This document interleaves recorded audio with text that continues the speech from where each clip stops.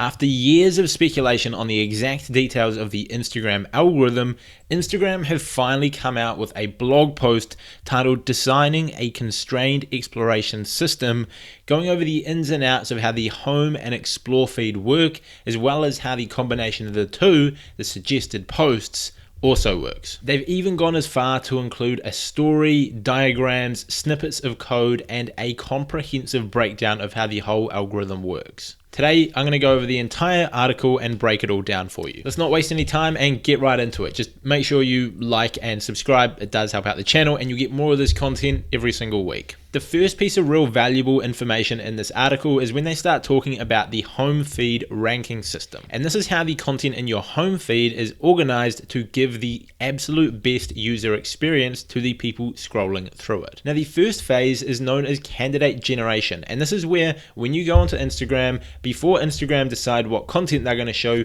they get all of the content from everyone that you currently follow on Instagram, and it's all in this big lump. Once Instagram have gathered all that content, the second phase is known as ranking. The ranking system ranks all this content and picks the best ones based off a range of different factors, such as engagement, relevance, user interests, content quality, as well as freshness. And then the third stage is called render, where they then actually go about showing you the best content that their algorithm has spat out for you to then enjoy. But how can you use this information as a marketer to grow? Well, at the end of the video, I'm going to go a bit more in depth into this, but for the home feed specifically, here's a few things you can do. It mostly comes down to increasing those 5 factors that are going to help rank your content higher in each person's feed that follows you. Make your content more engaging to drive up the engagement from your audience, and then they're more likely to see future posts in your feed. Make it more relevant. Make your content more relevant to your audience and build up an audience that is very targeted rather than broad. And this is why I don't like things like loop giveaways,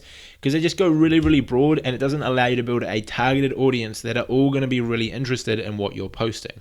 Now, moving on to the next system, they start talking about the explore feed. Now, this system is what's known as an unconnected recommendation system, which is different to the connected ones, because the connected ones, you're following the people already, whereas the unconnected ones, you're not connected to these people in any way, shape, or form.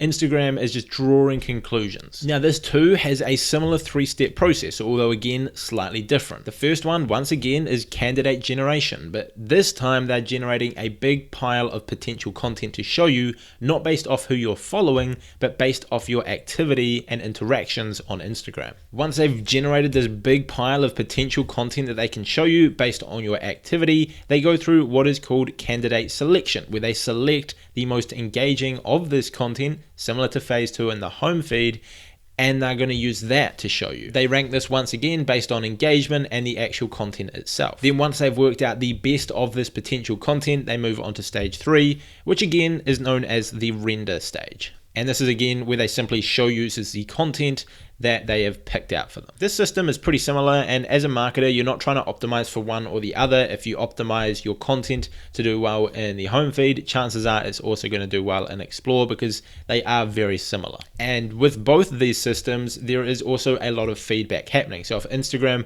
pick out a ton of content to potentially show you, they then find the best ones ranked on engagement, then they go to stage 3, rendering, and they show it to you, and then you did engage it, they know they got it right, and that's going to allow their system to do more of that. If they got it wrong, that data goes back into the top, Instagram find new content, they show it to you, and this system continues over and over until they find out what's working best. Now, as I mentioned, the article is about an alien, so I'm going to read you a piece now, which makes sense if you've read the article, but it's about an alien that's traveling and looking through its social media feed. So the article goes on to use an example of an alien checking their social media feed and explaining how all of this works. Let us say our touring alien follows a tech magazine which focuses on spaceship design. She regularly likes their content and comments on it. This provides us with an implicit signal that she might possibly be interested in a similar genre of tech magazines. Following this line of thought, we can enumerate all such candidates of interest algorithmically based on engagement and relevance. Let's dive deeper. A user's activities on Instagram helps us in building a virtual graph of their interests, as shown right here. Then going on to say, we rank a given post based on factors of engagement and aversion, which act as labels in our ranking pipeline. These include positive engagement factors such as like, comment, and save, and negative factors such as not interested and see fewer posts like these. We combine the probabilities learned for these respective labels in a user value model, which is a log linear model. This here is something that I've been talking about for a while on my channel. It is good to get a bit of clarity on it, but like I've said, they're ranking your content based on the engagement it gets. If you get a lot of saves, a lot of likes, a lot of comments, it's going to help you rank better in the algorithm. If people are showing they're not interested in your content, whether that be by physically saying they're not interested in it, whether it be from them not liking, spending a low amount of time on it, there's a whole different range of indicators that they're looking at. Instagram then started talking about their feels like home principle and the idea of creating an explore feed, which is displayed after the home feed in the suggested post, similar to what you might see on Facebook. And Instagram are trying to make this feel like home. So they're trying to make the explore content, which is showing up as suggested posts, come up and almost feel like an extension of your home feed. Here's the 5 things that they said they're doing to ensure this is the case. Number 1 is that in order to ensure that our recommendations feel similar to posts in the home feed, we prioritize accounts that are similar to accounts a user encounters in home. The second thing they said is in candidate selection step, while training and evaluating our ranking models, we ensure that our overall distribution is not skewed away from home-based sources. Number 3 is that we follow the same freshness and time sensitivity something as home feed to ensure that suggested posts provide a similar kind of fresh feeling as the rest of home feed. The fourth one is that they said we also ensure that the mixture of media types like photos, videos, albums, etc. are relatively similar in home and suggested posts. And then fifth and finally, they said that we receive regular qualitative guidance from our user experience researchers and user surveys.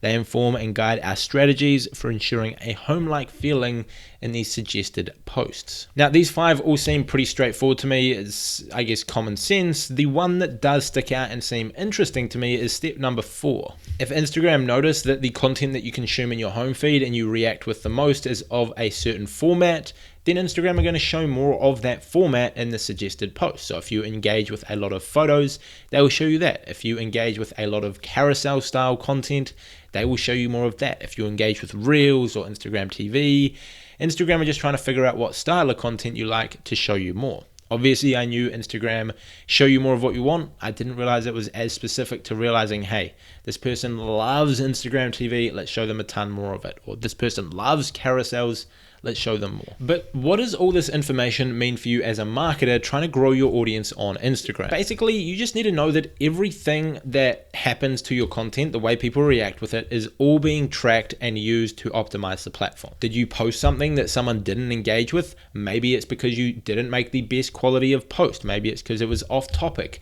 Maybe it's because it was low quality. If someone didn't engage with that post, then next time you post, you're less likely to show up in their home feed because that person's signals that they've shown to Instagram is that they're not quite as interested in your content as they were before. You simply need to be more intentional with what you're doing going into 2021. But in essence, you really need to put more effort into creating awesome content that is going to perform well in the algorithm. If you're just being spammy or posting irrelevant content or content your audience isn't hyper interested in, Instagram will slowly stop showing that to more people. And that's what a lot of people are calling a shadow ban. But in actuality, it's just your audience is not quite as interested in what you're posting anymore. You really need to get intentional with this if you want to start ranking at the top of the home feed and then at the top of the explore feed. If you want to see the full technical details of all the coding and so on in this article, feel free to check out Instagram's blog post. Subscribe to the channel if you are new, leave a like in the video, and aside from that, I will see you all next time. Cheers.